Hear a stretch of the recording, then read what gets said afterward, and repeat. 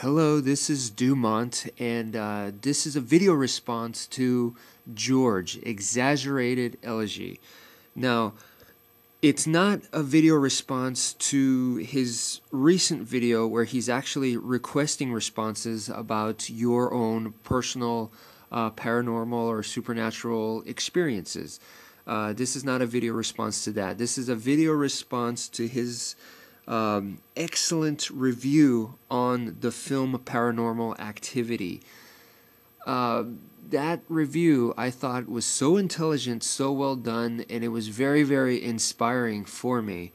I have not seen Paranormal Activity, but I have seen Blair Witch, and I know George doesn't like to compare the two, but I think there are some similarities that cannot be denied. Number one is that both films were very relatively made, like from my understanding, a very low budget, and the financial success that they have seen is tremendous. So I think that's a victory, a huge victory right there. Whether the film was good or not, whether you liked it or not, that's a victory right there in my opinion. The other aspect is that both of those seem to really tie into reality. Like, I think a lot of people went to go see Blair Witch thinking that it was somehow based on a true story or something to that effect. Same with Paranormal Activity.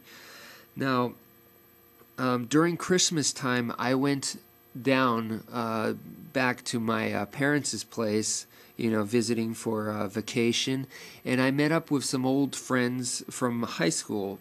I generally meet up with them once a year during Christmas time anyway, so, it was kind of like that again.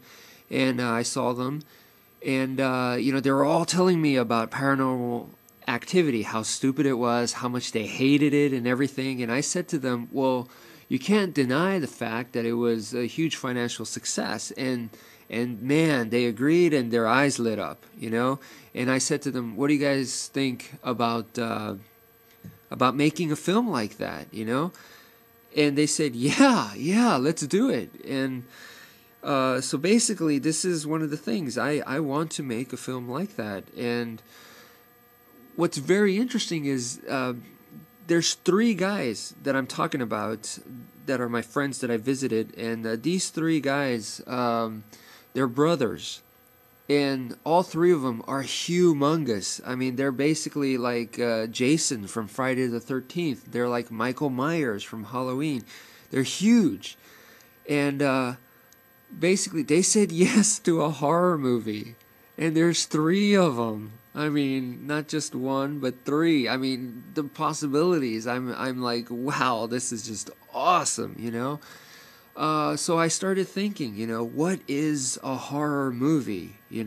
What is a good horror film? And then, of course, I recently saw films like The Shining, Alien. I mean, just like top-notch films, I've always been a big fan of the low-budget horror film type stuff.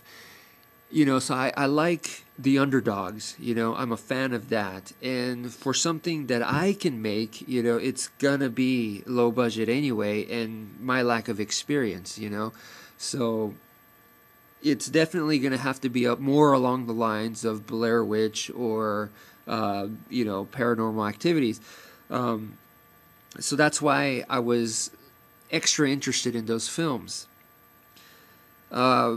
I believe that one of their, main weapons is their tie into the reality thing, So that's definitely one of the things that I have to do. Now, fortunately, very fortunate, or almost disturbingly, it's very disturbing and it's unfortunate at the same time. The area that I come from, where, I met these guys, where we all grew up together, basically, there was a huge incident that happened during the early 90s. This is real. This is not fiction, right?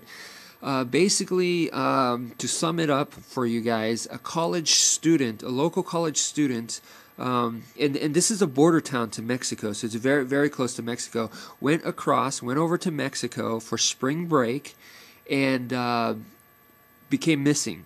was never seen since. Now, I guess months later, police raided this, I want to say this ranch or this compound or whatever, because in suspicion of drug trafficking. So the police raided this place and found more than drugs. They definitely found drugs, but on top of that, they found out that there was this cult, a satanic cult that was going on, and there were like many bodies all over the place, mutilated, and I think they found one body that was skinned alive. I think I read something like a stack of arms put together, displayed almost as if it were like, you know those flowers people arrange. They like stab it onto like this metal spiky stand. I don't know what it's called, but they did that with arms, just a bunch of arms. There were eyeballs, just a huge mess that they nicknamed this place the Devil's Ranch. And they caught these people and they interviewed them and stuff. And, one of them said something like, we're doing this is just a religion, like if it was no big deal, And they said that they did this because they have a multi-million-dollar business doing the drug trafficking, and they wanted protection from Satan or something like that. So they felt that, being a satanic worshiper, they were going to be given superpowers and such. So that's why they did it. And they actually cannibalized their victims as well. They tortured them to death, and they also cannibalized them. So anyway, this college student that was missing, obviously he was found, I think, skinned alive, or he was totally dead. But I think the autopsy really revealed that he was beaten and then tortured to death and killed by like an axe to the back of the neck or something like that. It's just tremendous, tremendously disgusting, horrific. This really happened. So anyway, because of that area that I go visit there and everything, and it really did happen there, I think it would be an excellent movie to actually film this story about, loosely based on this satanic cult, right? That is very, very rich because of this drug money. So now you can imagine that these people, they're very well organized, very rich and powerful, and there's the three brothers who can play like a Jason type, butcher or just a serial killer, and these guys would actually, hunt people that they capture, and maybe they release them in some type of nearby forest, and these guys would go hunt them in honor of Satan, and their sponsors, would watch this via video camera or whatever, satellite or whatever, and they would place bets or whatever. I don't know, engage in the whole ceremony as well.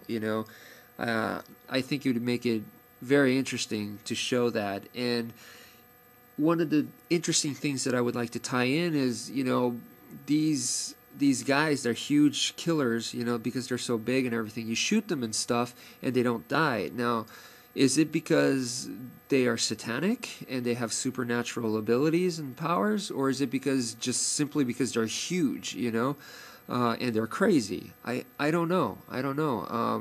But I think that would make it good. The audience would kind of think about that. You don't give them exactly like Jason, where you say this is supernatural. You give them that choice to think about it, and I think that involves the audience more and makes it more exciting.